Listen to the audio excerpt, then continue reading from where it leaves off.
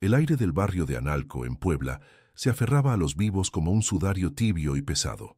Olía a historia, a piedra húmeda de sus iglesias centenarias, al aroma penetrante del mole poblano que se escapaba de las cocinas económicas y al dulce perfume de las bugambilias que trepaban por los muros desconchados. En este lienzo de colores vibrantes y sonidos apagados, Elena Vargas era una pincelada de gris, una figura tan habitual en el paisaje que se había vuelto invisible. A sus 58 años, su vida transcurría en el minúsculo taller de costura, que también era su hogar, un cuarto umbrío donde el único sonido constante era el zumbido rítmico y leal de su vieja máquina de coser Singer, una herencia de su madre, que era a la vez su herramienta y su única confidente en las largas horas de soledad. Sus manos, artríticas y surcadas por miles de pinchazos de aguja, se movían con una destreza que contradecía su apariencia frágil. Eran manos que conocían el lenguaje secreto de las telas, capaces de resucitar un abrigo raído o de ajustar un vestido de quinceañera con precisión milimétrica. Para los vecinos, doña Elena era una sombra servicial, una mujer viuda de pocas palabras y mirada cansada que siempre entregaba su trabajo a tiempo. Nadie se detenía a pensar en los sueños que alguna vez pudo haber albergado, en la vida que se le escurría entre los dedos con cada puntada.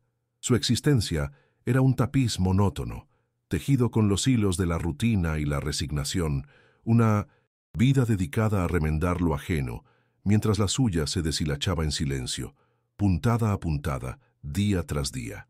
La rutina de Elena era un ritual inmutable, una defensa contra el caos del mundo exterior. Se levantaba antes de que el primer rayo de sol rozara las cúpulas de talavera de las iglesias, con el aire todavía frío y cargado del sereno de la madrugada. El café de olla, amargo y espeso, era su primer consuelo. Luego, el trabajo. Horas interminables, sentada en su taburete de madera, con la Pats, espalda encorvada sobre la Singer, reparando desgarros, subiendo bastillas, cambiando cierres. Su mundo se reducía al pequeño círculo de luz que proyectaba la lámpara sobre la tela, un universo donde solo existían el hilo, la aguja y la tarea en cuestión.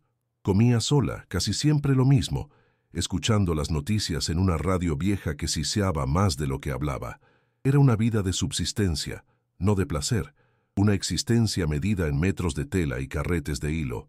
Pero en ese universo, grisáceo brillaba una luz incandescente. Sofía, su nieta de 8 años. La niña era un torbellino de risas y cabellos alborotados, la única melodía que rompía la monotonía del taller. Llegaba corriendo de la escuela, llenando el espacio con su energía desbordante, mostrando a su abuela sus dibujos, contándole historias fantásticas.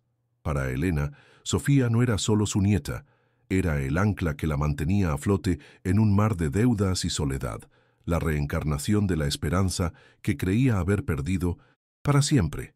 Verla jugar entre los retazos de tela, con su carita iluminada por la inocencia, era el único bálsamo para su alma cansada, el recordatorio de que, a pesar de todo, aún existía la belleza en el mundo.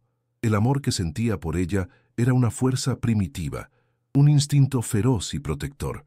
La conexión entre abuela y nieta era un lenguaje sin palabras, tejido en los pequeños gestos cotidianos. Elena le enseñaba a enhebrar una aguja, mientras Sofía le contaba los secretos del patio de la escuela. Compartían un plato de sopa de fideos en la pequeña mesa de la cocina y por las noches Elena le leía cuentos hasta que la niña se quedaba dormida, con la cabeza apoyada en su regazo. Eran un universo de dos, un refugio construido con amor y ternura contra las inclemencias de la vida. Elena veía en los ojos de Sofía el futuro que a ella le fue negado, la promesa de un mañana más brillante. Cada sacrificio, cada hora de trabajo extra, cada dolor en su espalda, todo valía la pena por una sola de las sonrisas de su pequeña, una sonrisa que era el sol de su existencia. Entonces, el sol comenzó a apagarse. El diagnóstico cayó sobre ellas como una sentencia de muerte, pronunciado en la voz aséptica de un doctor en un consultorio frío y sin alma. Leucemia linfoblástica aguda, una variante rara, agresiva. Las palabras retumbaron en la cabeza de Elena. vacías y terribles. El médico continuó hablando de tratamientos, de quimioterapia, de pronósticos, pero Elena ya no escuchaba. Solo podía ver cómo el color se desvanecía del rostro de Sofía, cómo su risa se volvía un eco cada vez más débil. La enfermedad era un monstruo invisible que devoraba a su nieta desde adentro, y Elena se sentía impotente, una simple costurera enfrentada a un enemigo invencible. El hospital se convirtió en su segundo hogar, un laberinto de pasillos blancos y olor a desinfectante que olía a desesperanza. La esperanza, sin embargo, tenía un precio exorbitante, inalcanzable. Un tratamiento experimental en una clínica de Houston, Texas, era la única opción viable, la única luz al final del túnel. El costo, una cifra con tantos ceros que a Elena le pareció una burla cruel, un insulto a su pobreza. El seguro médico, una maraña de burocracia y exclusiones, no cubriría nada. De pronto, todos los años de trabajo honrado, de levantarse al alba y acostarse a medianoche, se revelaron inútiles. El dinero que había ahorrado con tanto esfuerzo, guardado en una lata de galletas, no era más que una gota de agua en el desierto. La desesperación comenzó a roerle el alma, un ácido que disolvía lentamente sus principios y su fe. El tiempo se agotaba, y con él, la vida de Sofía. Elena se convirtió en una mujer atormentada, una leona enjaulada. Por las noches, se sentaba junto a la cama de Sofía, observando su respiración superficial, contando cada latido de su frágil corazón. Rezaba a todos los santos de su devocionario, pero sus oraciones se sentían huecas, rebotando en el techo sin llegar a ningún cielo. El miedo era una presencia física, un nudo en su garganta que le impedía tragar y una presión en el pecho que no la dejaba respirar. Veía la enfermedad en la palidez de la piel de su nieta, en las ojeras violáceas bajo sus ojos, en la fatiga que había reemplazado su energía infantil. El amor por Sofía, antes una fuente de alegría, ahora era una fuente de dolor insoportable, una fuerza que la empujaba hacia un abismo moral del que nunca pensó acercarse. Fue en medio de esa oscuridad que apareció una extraña oferta.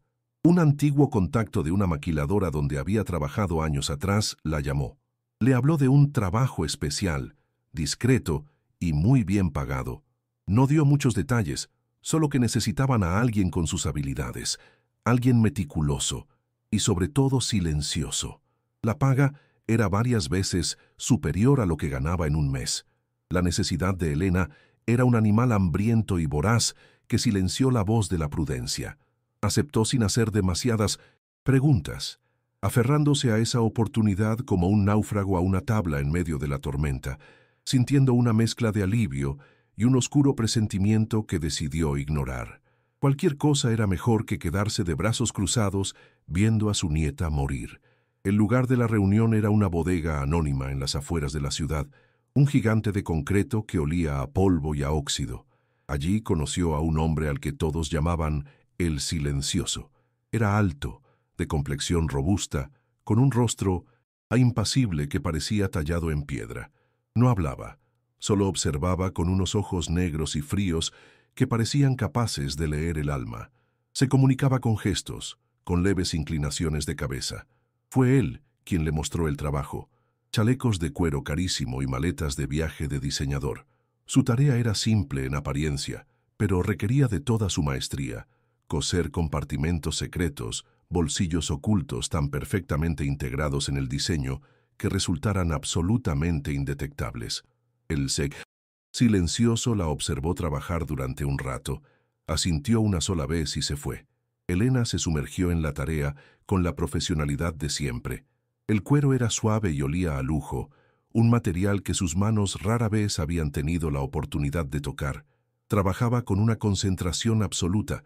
Cada puntada era perfecta, cada costura invisible. Durante los primeros días intentó no pensar en la naturaleza del negocio. Se decía a sí misma que era solo un trabajo, un encargo bien pagado, y que el dinero era para Sofía. Era una mentira frágil que se repetía como un mantra para acallar su conciencia, pero la verdad era una sombra que se cernía sobre ella. Una verdad que no tardaría en revelarse en toda su brutalidad, destrozando la delgada barrera de autoengaño que había construido para protegerse. La revelación llegó una tarde, de forma abrupta y descuidada. Uno de los mensajeros, un joven con aire arrogante y una cadena de oro falso al cuello, entró a la bodega mientras Elena entregaba un lote de chalecos terminados. Tropezó, y la maleta que cargaba se abrió al golpear el suelo. De su interior no rodaron prendas de ropa, sino apretados fajos de billetes de $100, ladrillos de dinero que se desparramaron por el piso de cemento. El joven palideció lanzando una mirada de pánico a El Silencioso. Elena bajó la vista al instante, fingiendo no haber visto nada, pero la imagen quedó grabada en su retina. El frío metálico del miedo le recorrió la espalda. Ya no había dudas. No estaba trabajando para empresarios, sino para monstruos. Su reacción inmediata fue el terror puro. Quería salir corriendo, desaparecer, olvidar lo que había visto, pero estaba atrapada. Sabía demasiado. Esa gente no dejaba cabos sueltos. El Silencioso simplemente la miró. Un destello casi imperceptible en sus ojos fue suficiente para transmitir la amenaza. «Tú no has visto nada. Sigue trabajando». Elena asintió, con el corazón martillándole en el pecho. El zumbido de su máquina de coser, antes un sonido reconfortante, ahora le parecía el tic-tac de una bomba de tiempo. Se había convertido, sin quererlo, en una pieza minúscula pero esencial de una maquinaria criminal gigantesca y despiadada. La vida de Sofía dependía de ese dinero, pero ahora su propia vida estaba en juego. A partir de ese día, Elena trabajó con un nuevo sentido de alerta. El miedo seguía ahí, pero se mezclaba con una curiosidad mórbida y una extraña sensación de poder. Era la costurera invisible, la mujer que nadie notaba, y eso le daba una ventaja. Observaba todo en silencio. El flujo constante de dinero, la forma en que los mensajeros llegaban y se iban, la soberbia de aquellos hombres que se sentían intocables. Se dio cuenta de que manejaban cantidades tan obscenas de efectivo que la contabilidad era a menudo superficial. Contaban los paquetes, no los billetes. Confiaban en el volumen, en la velocidad, en el miedo que inspiraban, y confiaban en ella, en la viejita inofensiva que solo sabía de hilos y agujas. Fue entonces cuando la idea, monstruosa y audaz, comenzó a germinar en su mente. Nació del miedo, pero se alimentó de la desesperación y del amor por su nieta. ¿Y si? La pregunta era un susurro venenoso en sus pensamientos. ¿Y si aprovechaba su invisibilidad? ¿Si usaba su habilidad no solo para crear compartimentos para ellos, sino también para ella? Podría desviar pequeñas cantidades, migajas de su festín, sumas que ni siquiera notarían en el torrente de dinero que fluía por sus manos. La idea era demencial, un suicidio, pero la imagen de Sofía, cada día más débil, borraba cualquier atisbo de razón. Se encontró estudiando los chalecos y las maletas con una nueva perspectiva, buscando los puntos ciegos, los espacios muertos, los lugares donde un bolsillo extra sería imperceptible. Durante semanas la batalla se libró en el interior de su alma. La Elena que había vivido toda su vida según las reglas, la mujer devota que nunca había tomado nada que no fuera suyo, luchaba contra la abuela desesperada que estaba dispuesta a todo por salvar a su nieta. Cada vez que tocaba los fajos de billetes para esconderlos en los compartimentos, sus manos temblaban. El dinero se sentía caliente, como si quemara con el fuego del infierno. Se imaginaba el rostro de El Silencioso, la frialdad de sus ojos, y un escalofrío la recorría. Pero luego, en su mente, aparecía el rostro de Sofía, su sonrisa frágil, y el miedo se transformaba en una determinación de acero.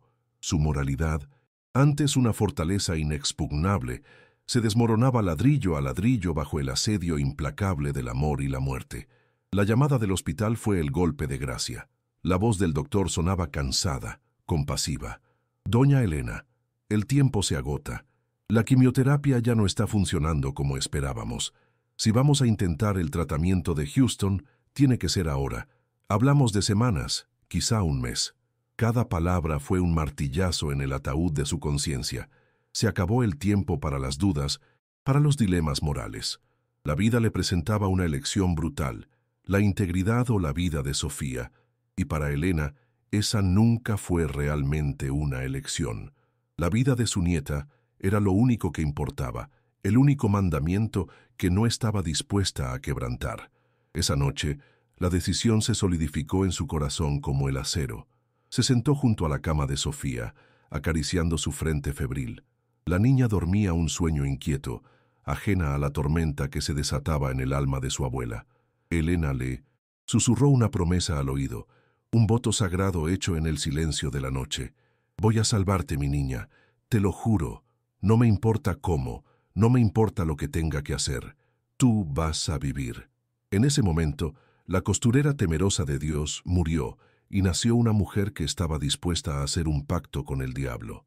Se levantó, sus ojos secos y brillantes con una nueva luz, una luz de determinación implacable.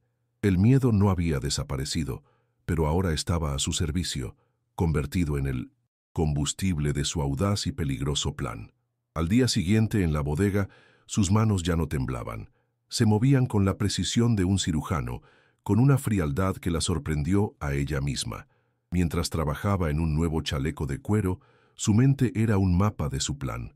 Con una pequeña cuchilla, deshizo una costura interna en el forro. Creó un bolsillo diminuto, casi plano, dentro de otro compartimento más grande. Reforzó los bordes con hilo encerado, invisible a la vista y al tacto. Era una obra maestra de engaño, un secreto cosido con la misma habilidad que le había dado de comer toda su vida. Ahora, esa habilidad se convertiría en su arma, y con suerte, en la salvación de Sofía. Su corazón latía con fuerza, pero sus dedos eran firmes. El momento llegó.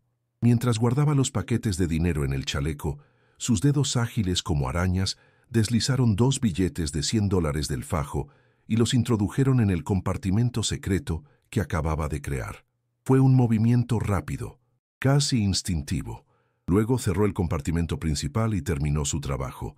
Nadie notó nada. El silencioso revisó el chaleco superficialmente y asintió. Cuando Elena salió de la bodega, con el pago del día en su bolso y 2 billetes manchados de sangre en su conciencia, sintió el vértigo de haber cruzado un umbral. No había vuelta atrás. El primer paso estaba dado. Había empezado a coser su propio destino, y el de su nieta, con los hilos del crimen. El zumbido de la máquina Singer en su taller esa noche sonaba diferente. Ya no era una canción de cuna de la soledad, sino el redoble de un tambor de guerra. Cada puntada que daba en las ropas de sus vecinos era una práctica, un ensayo para el engaño. Estudiaba cada prenda, cada diseño, con la mente de un ladrón, de un contrabandista. Se estaba transformando. La mujer invisible estaba aprendiendo a usar su invisibilidad como una capa. El plan era robar poco a poco una cantidad insignificante de cada envío, hasta acumular los 2 millones de pesos que necesitaba. Era una meta lejana y peligrosa, pero por primera vez en meses, Elena no sentía desesperanza. Sentía el filo helado de un propósito. Era la costurera que desafiaría a un cartel, armada solo con una aguja y el amor por su nieta. Los meses que siguieron se convirtieron en una peligrosa coreografía de engaño. Elena perfeccionó su doble vida con una disciplina férrea. Para el barrio, seguía siendo la misma viuda discreta, la costurera de manos mágicas que remendaba las pequeñas tragedias de la vida cotidiana. Pero en la bodega se transformaba. Cada viaje para entregar su trabajo era una misión de espionaje. Cada puntada en los compartimentos secretos era un acto de rebelión silenciosa. El robo se volvió una rutina, un movimiento rápido y ensayado que ejecutaba con el aliento contenido y el pulso desbocado. La tensión, sin embargo, nunca disminuyó. Se instaló en sus hombros como un manto pesado, un recordatorio constante de que vivía en el filo de una navaja, donde el más mínimo error significaría una caída mortal y sin retorno. El miedo y la adrenalina se convirtieron en sus compañeros constantes. Cada fajo de billetes que lograba sustraer era un paso más cerca de Houston, pero también un nudo más apretado en la soga que ella misma se colocaba al cuello. Guardaba el dinero en el fondo falso de un viejo baúl de madera, un arcón que había pertenecido a su abuela y que olía a cedro y a naftalina. Contaba los billetes en la oscuridad de la noche, a la luz de una pequeña vela, como si realizara un rito prohibido. El tacto del dinero le producía una extraña mezcla de repulsión y esperanza. Cada billete representaba una hora más de vida para Sofía, un latido más de su pequeño corazón. Eran papeles manchados de crimen, pero para Elena eran la única moneda que podía comprar un milagro. Mientras el tesoro de Elena crecía en la oscuridad del baúl, la salud de Sofía menguaba a la luz del día. La enfermedad avanzaba con una crueldad metódica, robándole el brillo de los ojos, la energía de su cuerpo menudo. Las visitas al hospital se hicieron más frecuentes, las noches de fiebre más largas. Cada tos seca de la niña, cada quejido de dolor, era un látigo que avivaba la determinación de Elena. El dilema moral que la había atormentado al principio se desvaneció, reemplazado por un instinto primario y feroz. Ya no había bien ni mal, solo la supervivencia de su nieta. La imagen de Sofía, pálida y frágil en la cama del hospital, era la justificación de todos sus pecados, el amuleto que le daba el coraje para seguir adelante en su peligroso camino. La arrogancia del cártel era su mejor cómplice. Se creían tan por encima de todo, tan intocables, que la idea de ser robados por una simple costurera era inconcebible. Sin embargo, el peligro siempre estaba latente. Una tarde, su corazón se detuvo. Acababa de esconder una pequeña cantidad en el forro de una maleta de viaje cuando el silencioso entró en la habitación. Tomó precisamente esa maleta, la sopesó en su mano y pasó sus dedos por la costura que Elena acababa de cerrar. Fue un segundo, una eternidad. Elena sintió que el aire le faltaba, preparándose para el final, pero el hombre no notó nada. Dejó la maleta en el montón de las terminadas y se fue. Elena tuvo que apoyarse en la mesa para no caer. Sus piernas temblaban sin control. El roce con la muerte la dejó helada. Finalmente, tras casi un año de robos meticulosos, la meta fue alcanzada. La última sustracción fue la más difícil. Sus manos sudaban, su corazón parecía querer salírsele del pecho. Esa noche, con el cerrojo de su puerta bien puesto, vació el contenido del baúl sobre su cama. La luz de la luna que se filtraba por la ventana iluminaba una montaña de billetes. 2 millones de pesos. No sintió el júbilo del triunfo, sino el peso abrumador de lo que había hecho y lo que estaba por venir. El dinero estaba ahí. La salvación de Sofía estaba al alcance de su mano. Pero ahora comenzaba la parte más peligrosa. El robo había terminado. La fuga apenas empezaba. Miró el dinero y en él vio el rostro de su nieta y el reflejo de su propia condena. La noche de la huida, una tormenta eléctrica azotaba Puebla, como si el cielo mismo estuviera furioso por sus transgresiones. Cada relámpago que iluminaba su taller parecía un flash que la exponía, cada trueno el sonido de una sentencia. Con movimientos rápidos y precisos, empacó una sola mochila raída. Adentro, lo esencial, el dinero, envuelto en bolsas de plástico, la ropa indispensable, los medicamentos de Sofía y su viejo osito de peluche, al que le faltaba un ojo. No había espacio para los recuerdos, para las fotografías, para los pequeños tesoros de una vida. Todo debía quedarse atrás. Estaba quemando los puentes con su pasado, convirtiéndose en una fugitiva, una sombra sin nombre ni historia. Antes de salir, se detuvo un instante frente a su máquina de coser. La Singer, su compañera de tantas décadas, la testigo, silenciosa de sus alegrías y sus penas, ahora la observaba como un juez. Acarició su superficie de hierro frío, un adiós mudo a la mujer que había sido. En ese pequeño taller dejaba atrás su identidad, su honra, su paz. Era el precio a pagar, el sacrificio necesario en el altar de la vida de su nieta. Cerró la puerta sin hacer ruido, giró la llave por última vez y se adentró en la noche lluviosa, sintiendo que no solo abandonaba un lugar, sino una parte fundamental de sí misma que jamás podría recuperar, sin importar a dónde fuera. Despertar a Sofía fue la parte más dolorosa. La niña ardía en fiebre y sus ojos se abrieron con confusión. Elena tuvo que hacer de tripas corazón para sonreírle, para inventar una historia que no la asustara. «Vamos de viaje, mi amor», le susurró, mientras la vestía con cuidado. Vamos a un lugar muy bonito, en las montañas, donde el aire te hará bien y te pondrás fuerte. Sofía, en su inocencia, le creyó. Se acurrucó en sus brazos, somnolienta y confiada. La confianza pura en los ojos de su nieta fue para Elena como una daga en el corazón, un recordatorio de la mentira sobre la que estaba construyendo su salvación. Le estaba robando su hogar, su estabilidad, todo su mundo conocido, por una promesa que no sabía si podría cumplir. Caminar por las calles empedradas y desiertas de Analco, en plena madrugada, fue como transitar por un cementerio de recuerdos. Cada esquina, cada fachada, le evocaba una memoria de su vida pasada. La ciudad, su hogar, durante casi 60 años, ahora se sentía como un territorio enemigo, un laberinto lleno de sombras amenazantes. Apretó a Sofía contra su pecho, usando su pequeño cuerpo como un escudo contra el miedo que la atenazaba. Cada perro que ladraba, cada coche que pasaba la hacía sobresaltarse. Sentía miles de ojos invisibles observándola desde la oscuridad, juzgándola. La paranoia era un veneno que se extendía por sus venas, convirtiendo cada sombra en un sicario, cada sonido en una amenaza inminente. La central de autobuses de Puebla, la CAPU, era a esas horas un hervidero de almas a la deriva. Vendedores ambulantes, viajeros somnolientos, familias enteras esperando su salida. La multitud anónima, que antes le habría parecido agobiante, ahora era su mejor camuflaje. Compró 2 boletos para un pueblo perdido en la Sierra Negra, pagando en efectivo, con la cabeza gacha y evitando las cámaras de seguridad como si fueran los ojos de Dios.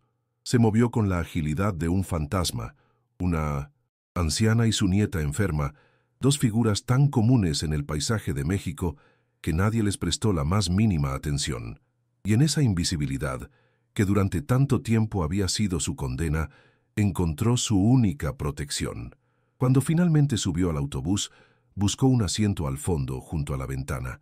Acomodó a Sofía, que se durmió casi al instante, agotada por la fiebre. El motor del vehículo rugió, y el autobús se puso en marcha, saliendo lentamente de la estación. Elena observó cómo las luces de Puebla se iban haciendo más pequeñas, cómo los contornos de la ciudad que la vio nacer se disolvían en la oscuridad de la noche. No sintió nostalgia, solo un profundo y helado alivio, mezclado con un terror paralizante ante lo desconocido. Estaba huyendo.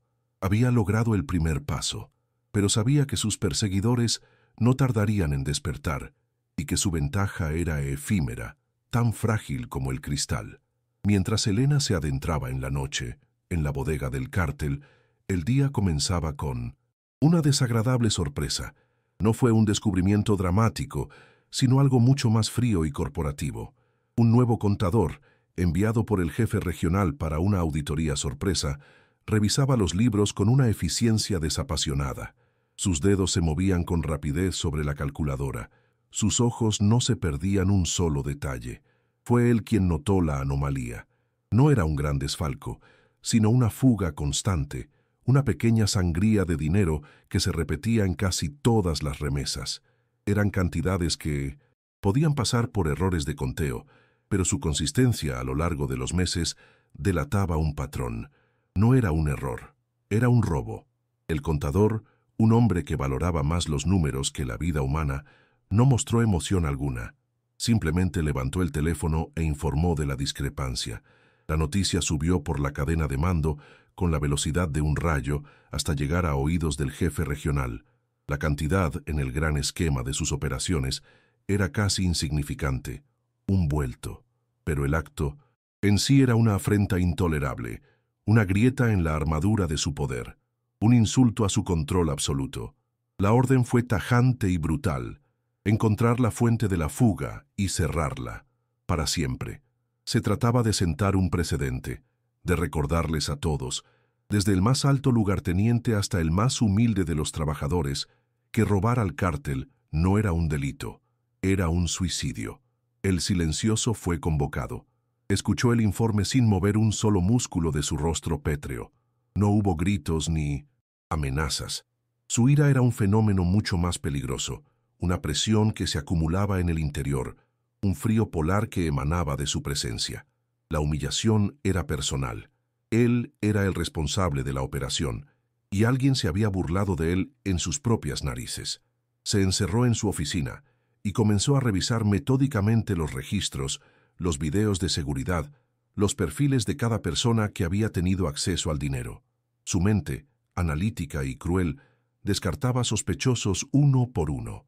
Y entonces se detuvo en un archivo, el de la costurera, la mujer invisible, la que nadie notaría. Una rabia helada y lúcida se apoderó de él. La cacería comenzó con una eficiencia aterradora. No era una turba de matones descerebrados, sino una operación coordinada y tecnológica. En menos de una hora, ya habían allanado el taller vacío de Elena, confirmando su desaparición. Accedieron a las cámaras de seguridad de la ciudad, utilizando software de reconocimiento facial. Sus informantes, en la estación de autobuses, los halcones, no tardaron en proporcionar una descripción y un posible destino. La imagen de Elena y Sofía fue distribuida por toda su red a través de mensajes encriptados. La orden era clara: encuentren a la rata y a su cría. Queremos el paquete, y a ella la queremos viva. La maquinaria de la muerte se había puesto en marcha, y sus engranajes ya comenzaban a girar para atraparla. La velocidad con la que se movieron fue escalofriante. Mientras el autobús de Elena ascendía por las sinuosas carreteras de la sierra, el cártel ya estaba desplegando a sus hombres. No eran solo sicarios, sino también exmilitares, especialistas en rastreo, equipados con tecnología y una crueldad sin límites. Sabían que Elena les llevaba apenas unas horas de ventaja, una brecha que se cerraría rápidamente. La cacería no era solo una cuestión de recuperar el dinero, era una demostración de poder, un mensaje sangriento para cualquiera que se atreviera a desafiarlos. Para él, silencioso, se había convertido en algo personal, una obsesión.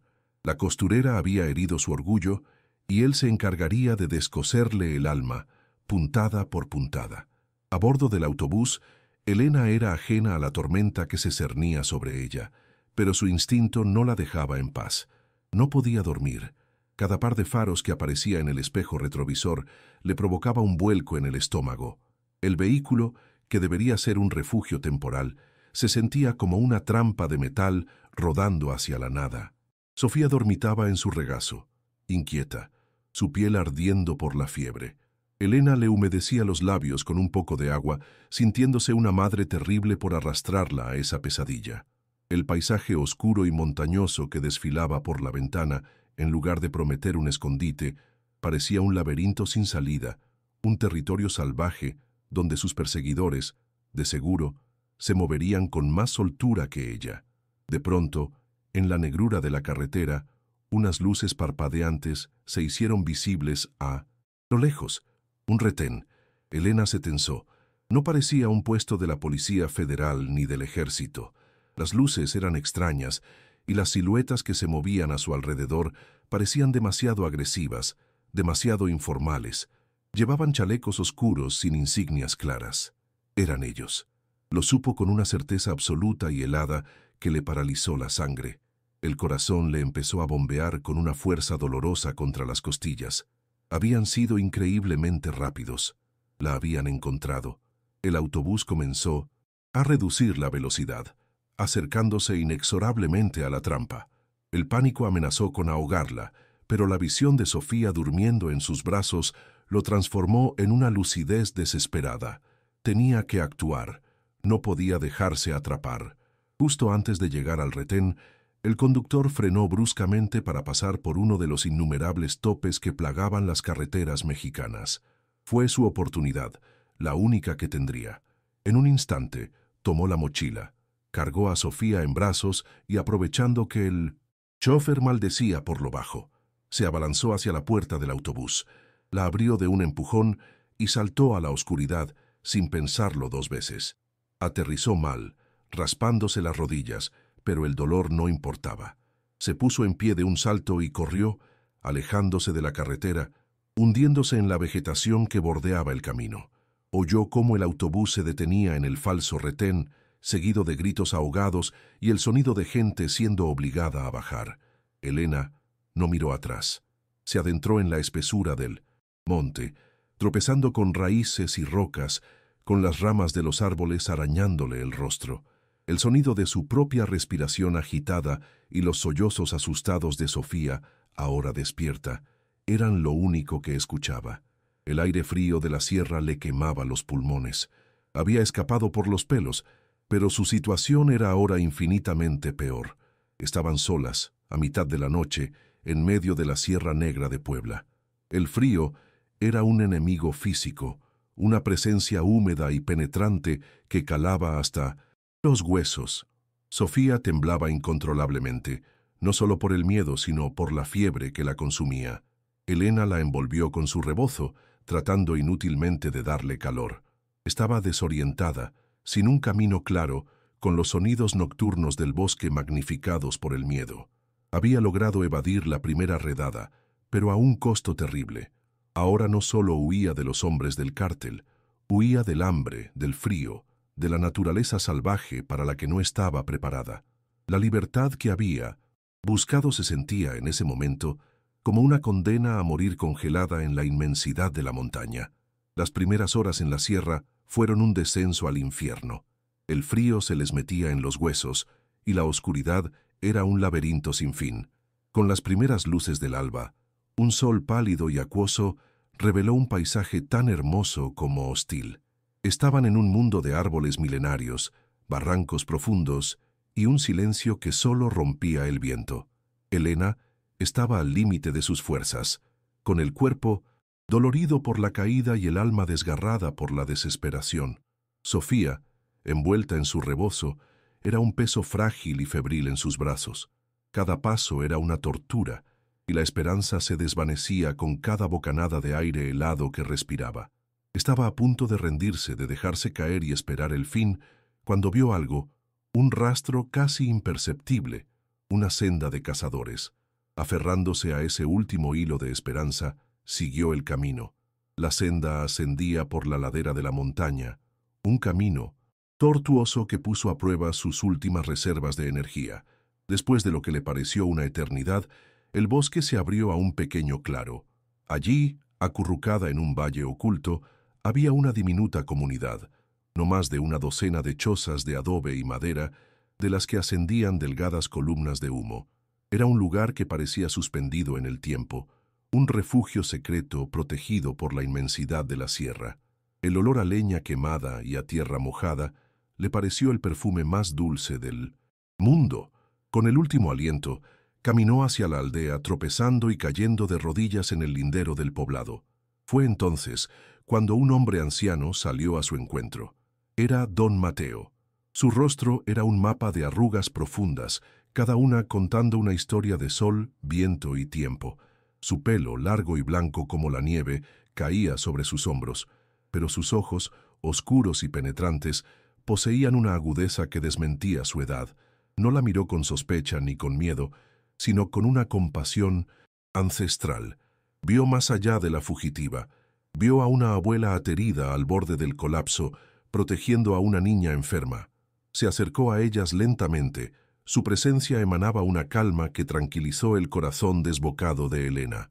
Se arrodilló frente a ella y con una voz suave y rasposa como la corteza de un árbol, le preguntó quién era y qué la traía a su refugio. Elena, entre sollozos de agotamiento, apenas pudo pronunciar su nombre. Elena Vargas. Al oír el apellido, los ojos de don Mateo se abrieron con un destello de reconocimiento. Le preguntó por su padre, describiendo a un hombre que había sido médico rural en esa zona hacía más de 40 años. Elena asintió, confundida. El anciano entonces le contó una historia, la de cómo su esposa, a punto de morir en un parto complicado, fue salvada por ese joven doctor que se negó a aceptar pago alguno. Una deuda de vida se paga con vida, sentenció don Mateo con una solemnidad que no admitía réplica. Tu padre salvó a mi sangre. Ahora, yo protegeré a la tuya. En ese instante, Elena supo que había encontrado un santuario. El viejo curandero las condujo a una pequeña choza. El interior era humilde y oscuro, pero el calor de un fogón encendido les pareció el mayor de los lujos. Una mujer joven, la hija de don Mateo, les trajo mantas de lana gruesa y un caldo caliente de hierbas que olía a tierra y a consuelo. Mientras Elena bebía el caldo, sintiendo cómo el calor le devolvía la vida al cuerpo, vio cómo don Mateo examinaba a Sofía con manos expertas y gentiles. Por primera vez en días, en semanas, Elena sintió que podía respirar. El peso insoportable que cargaba sobre sus hombros pareció aligerarse un poco. Estaba a salvo. Era una calma frágil, una tregua en medio de la guerra, pero en ese momento lo era todo. Don Mateo era un hombre de conocimientos antiguos. No podía curar la leucemia, ese monstruo moderno, pero sí podía aliviar sus síntomas. Preparó infusiones con raíces y hojas que recogía en el bosque, cataplasmas que aplicaba sobre la frente de Sofía para bajarle la fiebre. Sus cuidados, mezclados con el descanso y el calor del refugio, obraron un pequeño milagro. La fiebre de la niña cedió, y un poco de color volvió a sus mejillas. Incluso sonrió débilmente a Elena. Esa pequeña mejoría fue un bálsamo para el alma de la abuela, un recordatorio de por qué estaba luchando. Observaba al viejo curandero moverse en silencio por la choza y sentía una gratitud tan inmensa que no cabía en palabras. Había encontrado un aliado en el lugar más inesperado del mundo. Los días en la aldea transcurrieron en una neblina de falsa paz. Elena ayudaba en lo que podía, remendando ropa para los habitantes del pueblo, sus manos encontrando consuelo en la vieja y familiar tarea. Sin embargo, la paz se rompió cuando Miguel, el hijo de don Mateo, regresó del pueblo más cercano con provisiones y noticias. Contó, con la voz baja por la preocupación, que el pueblo estaba lleno de hombres extraños. No eran turistas ni comerciantes. Conducían camionetas negras y lujosas, sin placas, y hacían preguntas. Mostraban la fotografía de una mujer mayor y una niña ofreciendo una cantidad de dinero por cualquier información que llevara a ellas, una suma que podría cambiarle la vida a cualquiera en esa región empobrecida. Al escuchar esto, el frágil capullo de seguridad de Elena se hizo añicos. El cártel no la estaba buscando. La estaba cazando con la tenacidad de una jauría de lobos. Su alcance era mucho, mayor de lo que jamás había imaginado. No eran simples matones de barrio, sino una corporación del crimen con recursos aparentemente ilimitados, capaces de extender sus tentáculos hasta los rincones más remotos y olvidados del país. Su plan de esconderse en la sierra, de desaparecer, se reveló como una fantasía infantil. No había lugar en México donde pudiera esconderse de ellos. El monstruo no solo tenía garras, sino también miles de ojos y oídos a su servicio. El miedo, que se había atenuado, regresó con la fuerza de un huracán. La descripción que dio Miguel de los hombres fue particularmente escalofriante. No eran los narcos estereotipados, ostentosos y ruidosos. Eran hombres callados, de aspecto disciplinado, casi militar. Se movían con un propósito frío y metódico. Elena supo de inmediato que se trataba del equipo de El Silencioso. La cacería no estaba siendo dirigida por un sicario cualquiera, sino por él. Eso lo cambiaba todo. El Silencioso era un estratega, no un simple matón. Era paciente, inteligente y absolutamente despiadado. La amenaza se volvió más personal, más cerebral, y por lo tanto, infinitamente más aterradora. Estaba atrapada en una partida de ajedrez contra un maestro, y ella apenas sabía mover las piezas. Don Mateo escuchó el relato de su hijo con una expresión sombría. Él conocía a esa gente, o al menos a gente como ellos. Los llamaba la sombra, una plaga que durante años había estado corrompiendo las montañas, talando bosques, envenenando ríos y desapareciendo a quienes se oponían. «Esa gente no conoce la piedad, Elena», le dijo, su voz cargada de una vieja tristeza.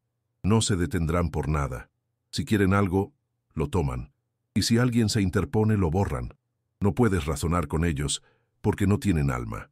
Solo tienen hambre de poder y dinero».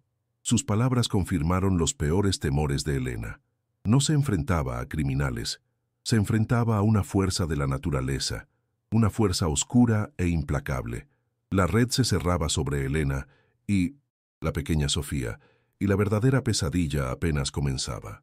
Si esta historia te tiene al borde del asiento, no olvides suscribirte a Canal 2 para no perderte ni un segundo de nuestros relatos, y cuéntanos en los comentarios desde qué ciudad nos estás viendo. Tu apoyo nos permite seguir trayendo estas crónicas a la vida. Ahora, volvamos al corazón de la sierra, donde la lealtad y la vida están a punto de ser puestas a prueba de la forma más brutal que se pueda imaginar. La frustración en el campamento improvisado del cártel, a pocos kilómetros de la aldea, era palpable. Las primeras búsquedas, rápidas y amplias, no habían dado resultado. La costurera se había esfumado como un fantasma en la niebla de la montaña. El silencioso, impaciente y furioso por la humillación de ser burlado por una anciana, decidió cambiar de estrategia. Si no podía encontrarla con un bisturí, usaría un mazo. Ya no se trataba de una búsqueda, ahora sería un asedio. Haría que toda la región sufriera, que la gente de la sierra se ahogara en el miedo, hasta que alguien, por desesperación, le entregara a su presa en bandeja de plata. El primer movimiento fue sutil, pero devastador. Bloquearon la única carretera que conectaba las aldeas de la montaña con el mercado del valle. Hombres armados, apostados en puntos estratégicos, simplemente impedían el paso a los campesinos. Sin acceso al mercado, no podían vender sus cosechas de maíz y café, su única fuente de ingresos. Las familias comenzaron a sentir la presión. La comida empezó a escasear. Fue un acto de estrangulamiento económico, un torniquete aplicado a la yugular de las comunidades, diseñado para generar desesperación y resentimiento. El mensaje era claro: la presencia de la fugitiva entre ellos les traería la ruina. Cuando la presión económica no produjo resultados inmediatos, la intimidación se volvió directa y brutal. Un convoy de camionetas negras subió por el camino de tierra hasta la aldea de Don Mateo. El sonido de sus motores fue una profanación en el silencio de la montaña. Se detuvieron en el centro de la comunidad y el silencioso descendió de uno de los vehículos. Su presencia era una mancha de oscuridad en la humilde aldea. No gritó, no amenazó en voz alta. Se acercó a Don Mateo, que lo esperaba de pie con una dignidad inquebrantable, y le habló en un susurro gélido, lo que lo hizo aún más aterrador. Su voz era el siseo de una serpiente. La oferta era simple y terrible: una maleta llena de dinero, más de la que la aldea vería en 100 años a cambio de la mujer y la niña. La alternativa era el sufrimiento. «Usted es un hombre sabio, Don Mateo», dijo el silencioso. «Entienda que esa mujer no vale la pena. No vale la pena el dolor que puedo causarles». Y para demostrar que no bromeaba, hizo una señal. 2 de sus hombres rociaron con gasolina el campo de maíz más cercano, el sustento de la aldea para el invierno. Una cerilla fue arrojada, y las llamas se elevaron hacia el cielo con un rugido hambriento, consumiendo en minutos el trabajo de meses. El fuego era una declaración de intenciones, una promesa de la devastación que estaba por venir. Elena observaba todo desde una rendija en la pared de su choza. El horror la paralizó. El olor a quemado y el crepitar de las llamas eran el sonido de su fracaso. No solo no había logrado escapar, sino que ahora su presencia era una plaga que traía la destrucción a las únicas personas que le habían mostrado bondad. La culpa la aplastó con una fuerza física, dejándola sin aire. Esa noche fue a ver a Don Mateo. Con lágrimas en los ojos, le suplicó que la dejara ir, que se entregaría para salvar a la aldea. Pero el anciano se negó rotundamente. «La deuda con tu padre no ha sido saldada», dijo con una firmeza inquebrantable. «Protegerte es una cuestión de honor. Si mueres tú, morimos nosotros». La aldea, sin embargo, ya no era un frente unido. El miedo es un disolvente poderoso, y el cártel lo había esparcido con maestría. Algunos aldeanos, aterrorizados por la amenaza y desesperados por la pérdida de su cosecha, comenzaron a murmurar. Cuestionaban la decisión de su líder. ¿Valía la pena el honor de un hombre muerto hacía tanto tiempo, el hambre y el sufrimiento de sus hijos? La comunidad comenzó a fracturarse. Las miradas de recelo reemplazaron a las de solidaridad. Elena sentía esas miradas sobre ella como cuchillos, y el aislamiento que experimentó fue casi tan doloroso como el miedo. Se había convertido en el centro de una tormenta que amenazaba con destruir todo a su paso. El silencioso, un experto en explotar las debilidades humanas, percibió la división. Sabía que necesitaba un último empujón, un acto de crueldad tan definitivo que rompiera la voluntad del más fuerte. Esperó pacientemente, observando los movimientos de la aldea desde la distancia. Su oportunidad llegó cuando Miguel, el hijo de don Mateo, bajó al pueblo a buscar medicinas. Fue una emboscada perfecta, silenciosa y eficiente. Lo capturaron sin que nadie se diera cuenta. No hubo disparos, no hubo lucha. Simplemente Miguel desapareció en el camino de regreso, tragado por la sombra del cártel. El ultimátum fue entregado al anochecer, no por un hombre, sino por una radio que dejaron en la entrada de la aldea. La voz, distorsionada y sin emociones, informó a don Mateo que tenían a su hijo. Lo devolverían, sí, pero no necesariamente de una sola pieza, a menos, claro, que la rata y su cría fueran entregadas en el claro del bosque al amanecer. La amenaza era explícita, detallada con una crueldad quirúrgica que no dejaba lugar a dudas. El punto de no retorno había sido cruzado. La elección ya no era entre el honor y la supervivencia de la aldea. Ahora era entre la vida de su propio hijo y la de la mujer a la que había jurado proteger. El grito de dolor de la esposa de Miguel, al oír la noticia, fue un sonido que rasgó el alma de la noche. Don Mateo, el pilar de la comunidad, el hombre que había enfrentado todo con una calma estoica, se derrumbó. Elena lo vio caer de rodillas, su rostro anciano contraído por una agonía que ningún ser humano debería soportar. La elección era imposible, una tortura diseñada por el diablo. Sacrificar a la nieta del hombre que salvó a su familia o sacrificar a su propio hijo. El peso de esa decisión monstruosa lo aplastó, lo rompió en 1000 pedazos. La comunidad entera guardó silencio, un silencio de terror y desesperación, esperando la decisión de su líder. Escondida en la oscuridad, Elena lo había oído todo: la voz de la radio, el grito de la madre, el sollozo ahogado del anciano. Un frío que no tenía nada que ver con la temperatura de la sierra se apoderó de ella. Se dio cuenta, con una claridad absoluta y terrible, de que la huida había terminado.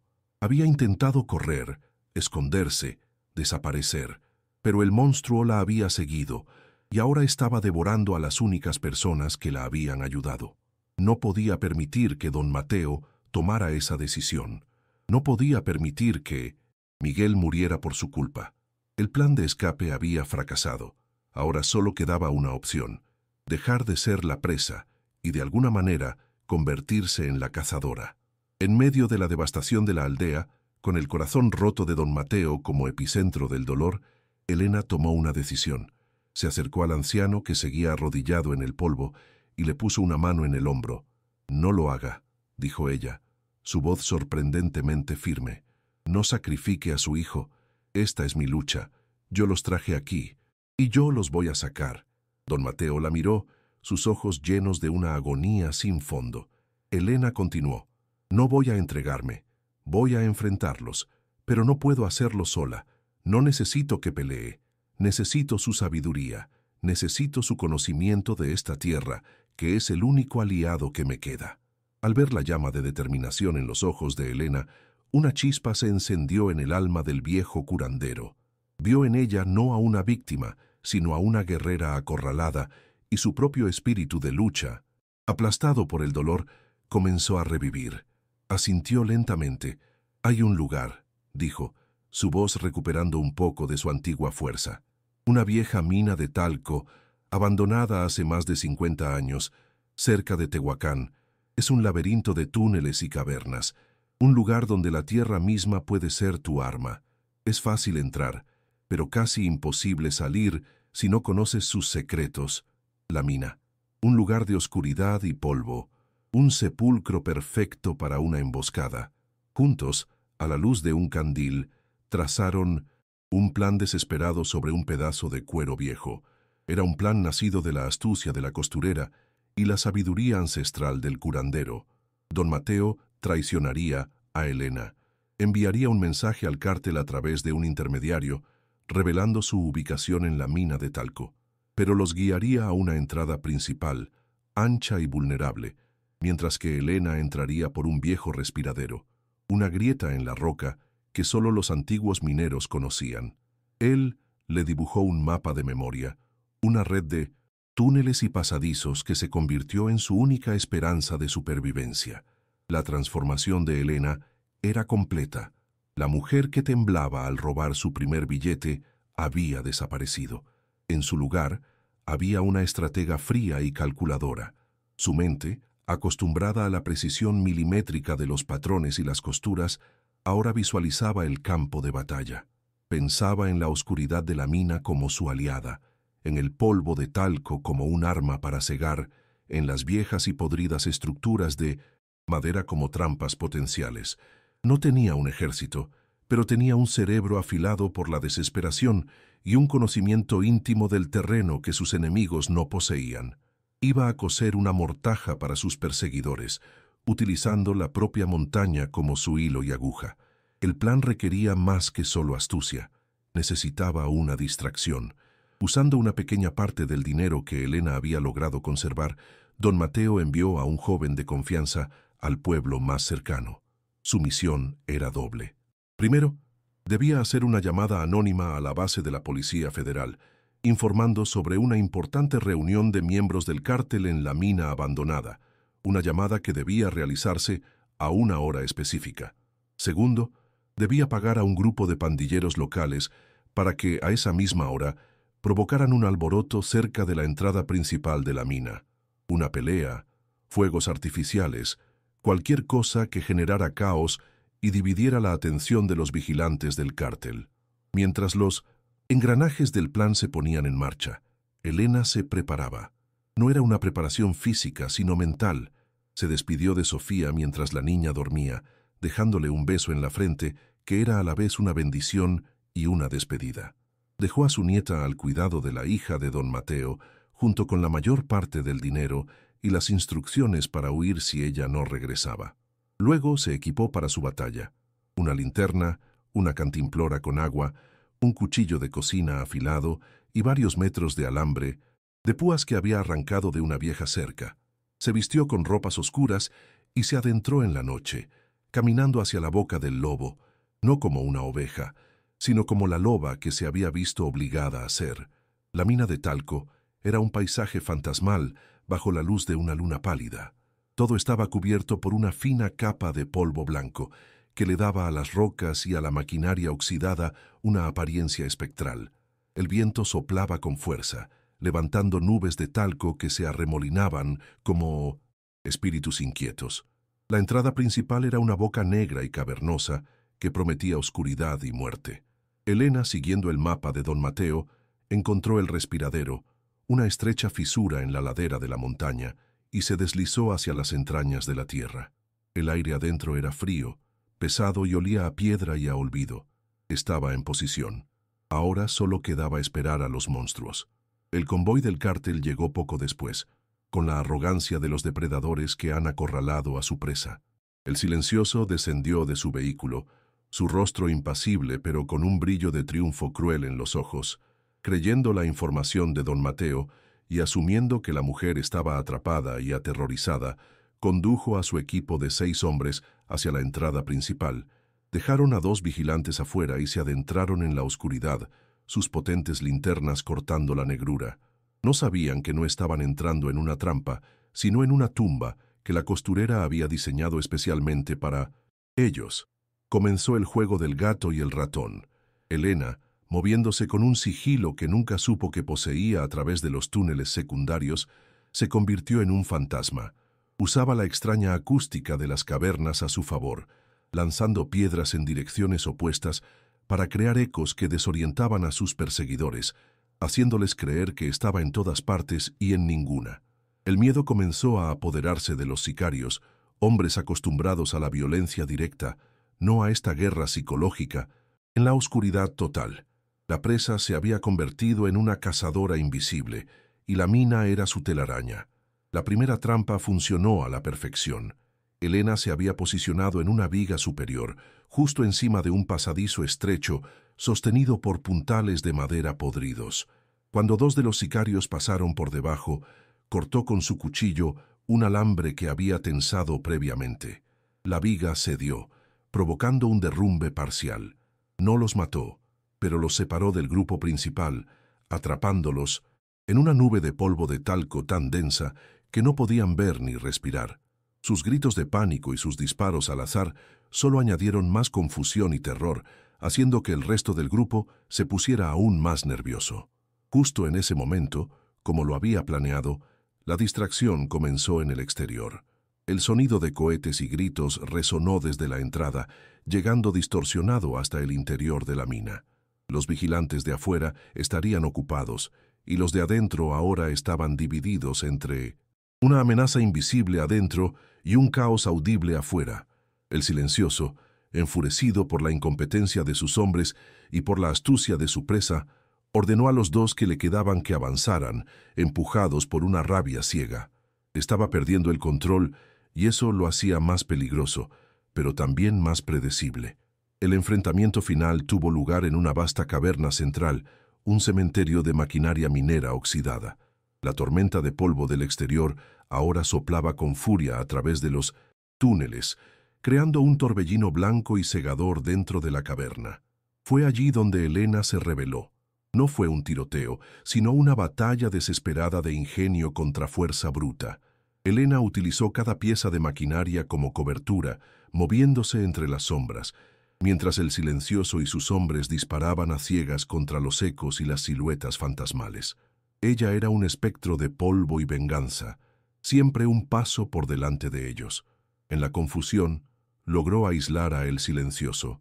La batalla se volvió personal, un duelo silencioso entre el cazador y la costurera. Él era más fuerte, pero ella era más rápida y conocía el terreno. En un movimiento desesperado, mientras él recargaba su arma, Elena se abalanzó sobre él, no para atacar, sino para patear una pila de talco suelto directamente a su rostro. Cegado momentáneamente, el silencioso disparó al azar. Elena aprovechó esa fracción de segundo para agarrar una barra de hierro oxidada y con toda la fuerza de su desesperación golpeó su pierna, rompiéndole la rodilla con un chasquido nauseabundo. Justo en ese instante, el sonido lejano pero inconfundible de sirenas comenzó a crecer. La policía llegaba. Elena no se quedó para ver el final. Dejó a el silencioso retorciéndose de dolor en el suelo y se arrastró hacia el respiradero por el que había entrado, su ruta de escape planeada. Durante la lucha en la caverna, la mochila con el dinero se había desgarrado, su contenido esparciéndose y quedando sepultado bajo una de las pequeñas avalanchas de rocas. Los 2 millones de pesos, la razón de todo, se perdieron para siempre en las entrañas de la montaña. Pero a Elena no le importó. Salió de la mina, cubierta de polvo blanco de pies a cabeza, un fantasma que emergía de la tumba que había cavado para sus enemigos, justo cuando el caos de las patrullas federales descendía sobre el lugar. La policía, alertada por la llamada anónima, encontró una escena confusa: sicarios heridos y desorientados, un líder del cártel incapacitado y 2 jóvenes pandilleros que no sabían explicar qué hacían allí. Miguel fue rescatado junto con su padre, y su historia de haber sido secuestrados fue creída por las autoridades. Por un breve momento, pareció que el plan había funcionado, pero la venganza del cártel era un veneno de acción lenta. Semanas después, cuando la atención se había desvanecido, un equipo de asesinos a sueldo encontró la remota aldea de Don Mateo. Cumplieron su amenaza. El anciano fue asesinado a sangre fría. La deuda de vida finalmente se había pagado con sangre. Elena, ya muy lejos, se enteró de la muerte de Don Mateo a través de un recorte de periódico. La noticia la destrozó. Su victoria en la mina se convirtió en cenizas en su boca. Había sobrevivido, pero el precio había sido la vida del único hombre que la había ayudado sin pedir nada a cambio. La culpa la marcaría para siempre, una herida más profunda que cualquier otra. Ahora ella y Sofía eran verdaderamente fantasmas, perseguidas no solo por el cártel, sino por el recuerdo de los sacrificios que otros habían hecho por ellas.